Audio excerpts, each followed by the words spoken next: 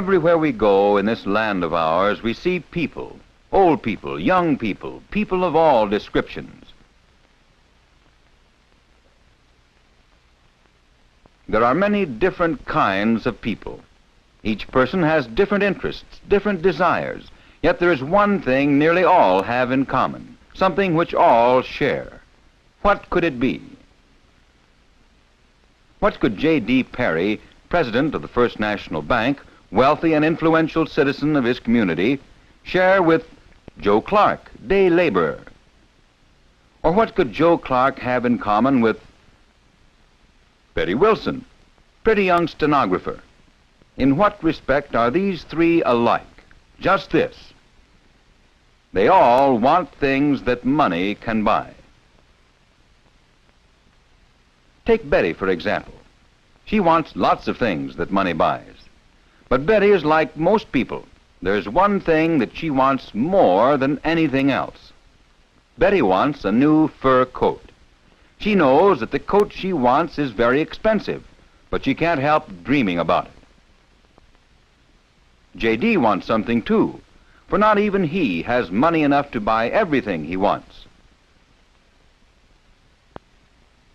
J.D. has in mind a small airplane, one he could pilot himself, which he could use for both business and pleasure. Joe Clark has a different desire. What he wants is to be able to send his son to college. Of course, Joe wants a lot of other things too, but educating his son is his great ambition. Most people want some things more than they want others. Is there anything that will help them to get the things they want most? The answer is a budget. But how can a budget do this? Is it magic? First, just what is a budget? A budget is a plan for spending designed to give the maximum satisfaction for a given income. J.D. Perry is budgeting so that he can buy that airplane. He has several incomes and many expenditures, so his budget is written on paper, but that is not necessary for everyone. Right here is Betty Wilson's budget, all in her head. Her income is the same every month, and her expenditures are simple, so she doesn't keep a formal written budget. Hers is an informal mental budget. Her only writing may be keeping her checkbook stubs.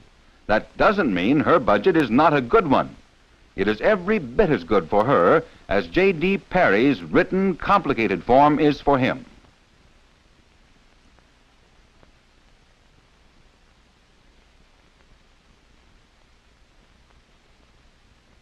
But how can a budget accomplish this maximum satisfaction?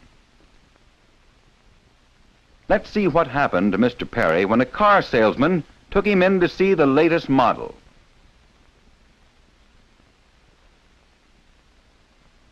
J.D.'s car is 2 years old, and it's nothing like this gleaming beauty. J.D. was tempted. But wise man that he is, Mr. Perry told the salesman that he'd have to think it over. When he got home that night, he consulted his plan for spending. He found that if he bought the car, he'd have to postpone buying the airplane. The airplane was what J.D. had decided he really wanted, so he decided not to buy the car. His budget made him realize that he couldn't have both right away. His budget helped him steer a straighter course toward his goal.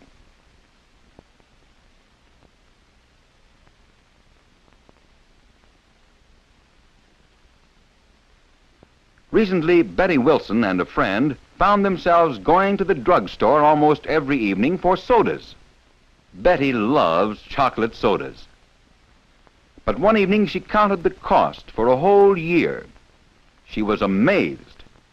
She found that even though one soda costs very little, her sodas for a whole year cost more than she had thought possible.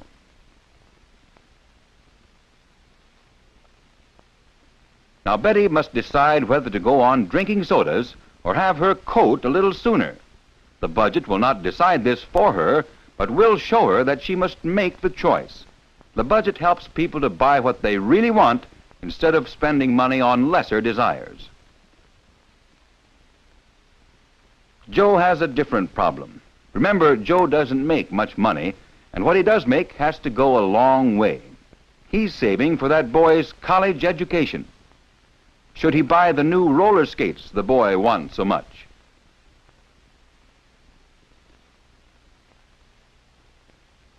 Joe decides that if he and Mrs. Clark stay home from 2 movies their budget has already provided for, they can buy the skates.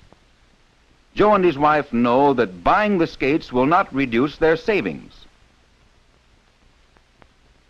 That's another good thing about a budget. People know where their money is going. They need not feel guilty about buying worthwhile articles. There's another way in which a budget helps, too. Betty Wilson knows that there is a way for her to buy her fur coat tomorrow if she wants to.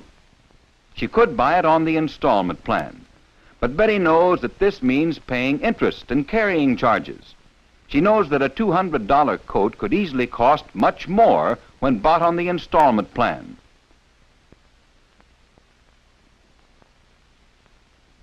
So Betty decides to save ahead for her coat. Her spending plan, her budget, has encouraged her to avoid the extra costs of buying on time. So each month she adds to her fur coat fund. A good budget helps people in several ways. But what is a good budget? A good budget is a family affair. Joe Clark found that his wife had a lot of valuable ideas and was fully as interested in the family finances as he was. Your budget must be simple as you can possibly make it. If it isn't, you're likely to give up and discard the family budget entirely. Your budget must be elastic. It must be able to accommodate the changing conditions of your life. For example, one night a young man called on Mr. Perry, asked him to invest some money in a new business.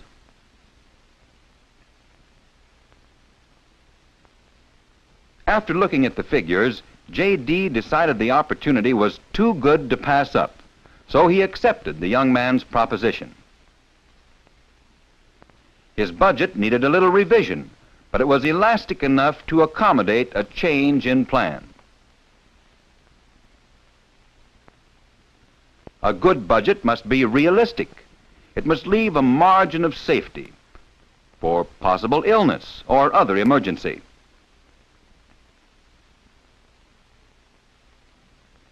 It must leave a margin for impulse buying, of which almost everyone is guilty at times. No matter how good your budget is, it can't help you if you don't stick to it. When the Clarks first started budgeting, Joe came home one night with a new shotgun. It cost a lot of money, money which was not included in the budget.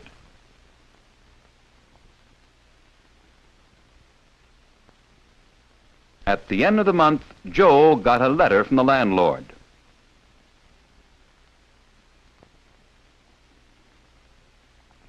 He had to sell the shotgun in order to pay the rent. If Joe had consulted his budget, he would have discovered that he could not afford the gun at that time.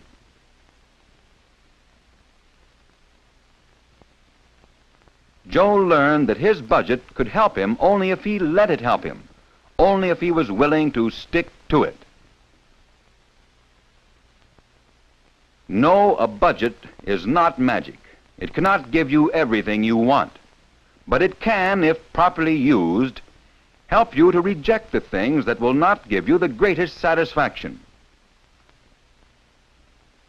It can help you to recognize your everyday extravagances. It can help you to know where you stand, what you can afford, and what you can't. It encourages you to save ahead instead of mortgaging your future income. Whether you want an airplane, as J.D. Perry did,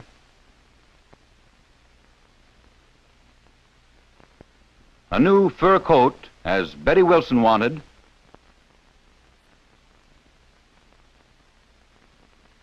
or a college education, as Joe Clark wanted for his son, you're more likely to get what you want if you plan your spending, if you use a budget.